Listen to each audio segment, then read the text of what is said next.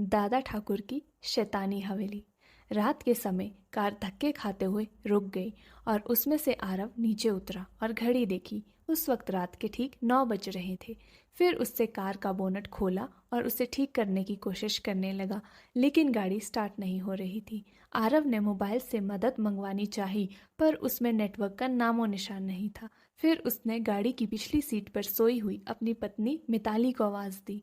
मिताली, अरे ओ मिताली, जल्दी से उठो। हमें आज की रात किसी गेस्ट हाउस या होटल में बितानी होगी, क्योंकि गाड़ी खराब हो गई है और अब मैकेनिक के बिना ठीक नहीं होगी। हमेशा की तरह मिताली नींद में बड़बड़ाते हुए उठी। आरव, तुमसे एक काम ढंग से नहीं होता। कब से बोल रही हूँ ये तुम्हारी पुरानी खटारा बेचकर कम से कम एक सेकंड हैंड कार ले लो। जवाब में आरव बोला, खरीद लेंगे माता रानी, अब अपना बैग उठाओ और चलो, कहीं रात गुजारने का जुगाड़ करते हैं। फिर दोनों जंगल की कच्ची सड़क छोड़ के मेन हाईवे पर आ गए। उसी वक्त उन्हें जंगल से दूर कहीं भेड़ियों के रोने की आवाज आने लगी। वो भेड़ियों की आवाजें उस काली रात को और भी डरावना बना रही थी। दोनों लगभग आधा घंटा चलते रहे और उन्हें ना कोई लिफ्ट मिली और ना कोई होटल। मिताली बोली, आरव, तुम्हारे बेवकूफ दोस्त मिंटू ने ये कौन से वीराने में फार्म हाउस खरीद रखा है। इस बात पर आरव कुछ कहता उससे पहले आसमान में जबरदस्त बिजली कड़की। उस आवाज से डरी हुई मिताली आरव के सीने से लिपट गई। उस वक्त आरव के चेहरे पर एक मुस्कान चमक गई। तेज बारिश के आसार नजर आने लगे। तभी चलते चलते बिजली की चमचमाती तेज रोशनी में उन्हें एक पुरानी हवेली दिखाई दी। वो दोनों तेजी से दौड़ते दौड़ते उस हवेली के नजदीक पहुंचे। हवेली के गेट पर उन्हें कोई वॉचमैन नजर नहीं आया, इसलिए वो दोनों गेट खोलकर हवेली के मुख्य दरवाजे के पास पहुंचे। दरवाजे पर डोरबेल के नाम पर एक पुरानी रस्सी किसी सांप की तरह लटक रही थी। उसी रस्सी को आरव ने 2-3 बार खींचा, लेकिन अंदर किसी भी घंटी की आवाज नहीं आई। फिर मिताली ने दरवाजे को खटखटाने के लिए अपना हाथ आगे बढ़ा ही रही थी, उससे पहले ही अंदर से एक भारी आवाज आई, अंदर आ जाओ, दरवाज़ा खुला है। उन दोनों को यह बात अजीब लगी, क्योंकि अंदर से किसी भी घंटी की आवाज़ नहीं आई थी और ना ही उन दोनों ने कोई आवाज़ की थी। फिर वह दोनों दरवाज़ा खोलकर अंदर गए। दरवाजे के ठीक सामने झूले पर बैठकर एक आदमी शाही अंदाज में सिगार पी रहा था। उन्हें देखते ही आरव बोला, सर, हम यहाँ कुछ ही किलोमीटर दूर हमारे दोस्त के फार्म हाउस देखने जा रहे थे, पर बीच रास्ते में हमारी कार खराब हो गई और मदद बुलाने के लिए मोबाइल में नेटवर्क भी नहीं है। क्या हम आपके फ़ोन से एक कॉल कर सकते हैं? झूले पर बैठे उस आदमी के चेहरे पे कोई भाव नहीं था। उसने कहा, ज़रूर कीजिए, टेलीफोन ऊपर के आखिरी कमरे में है।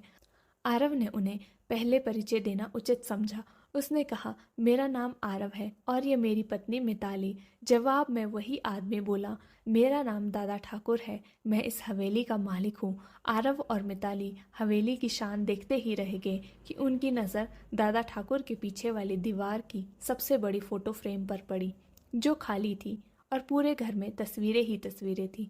उन सब में एक बात समान थी कि किसी भी तस्वीर में कोई भी हंस नहीं रहा था। सभी तस्वीरें बिल्कुल ही भावनाहीन थी। फिर आरव और मिताली दोनों ऊपर की मंजिल पर गए और आखिरी कमरे में जाकर लैंडलाइन से अपने दोस्त मिंटू को कॉल करने लगे। बहुत बार कोशिश करने पर भी फोन नहीं लग रहा था। तभी मिताली की नज़र उस दीवार पर पड़ी। वहाँ एक और फोटो फ्रेम टंगी थी, उसमें भी कोई तस्वीर नहीं थी, सिर्फ खाली फ्रेम। उन्हें ये बात बड़ी अजीब लगी।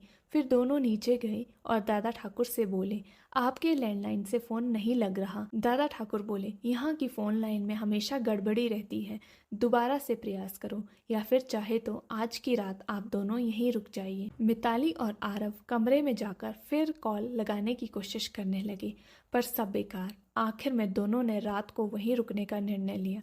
बेड पे लेटते ही दोनों की आंख लग गई।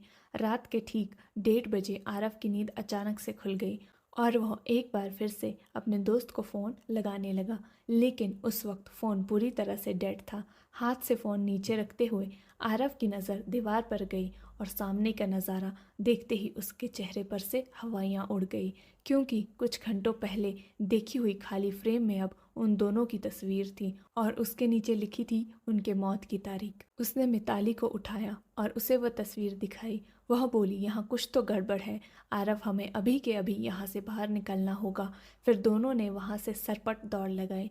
सीढ़ियों में वह दोनों तेजी से नीचे उतरने लगे, पर उतरते वक्त सीढ़ियों पर उन्हें 4 पैरों की जगह 6 पैरों की आवाज़ आ रही थी।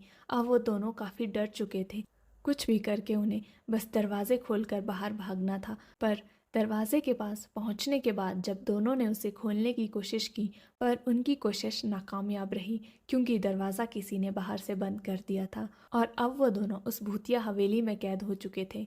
आरव और मिताली दरवाज़ा पीट रहे थे, मदद के लिए चिल्ला रहे थे। उसी वक्त बदकिस्मती से बिजली चली गई और मौत के अंधेरे की चादर ने सब कुछ ढक दिया। चारों तरफ शमशान का सन्नाटा फैल गया।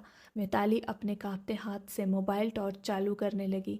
जैसे ही उसने टॉर्च चालू की, उसकी रोशनी सबसे पहले सामने वाली उस बड़ी सी फोटो फ्रेम पर पड़ी, जिस फ्रेम को आते वक्त दोनों ने देखा। उस खाली फोटो फ्रेम में अब झूले पर बैठे दादा ठाकुर की तस्वीर शैतानी मुस्कान दे रही थी और अगले ही पल दादा ठाकुर तस्वीर से धीरे धीरे गायब होने लगे और उसके नीचे रखा हुआ झूला बिना हवा के झूलने लगा।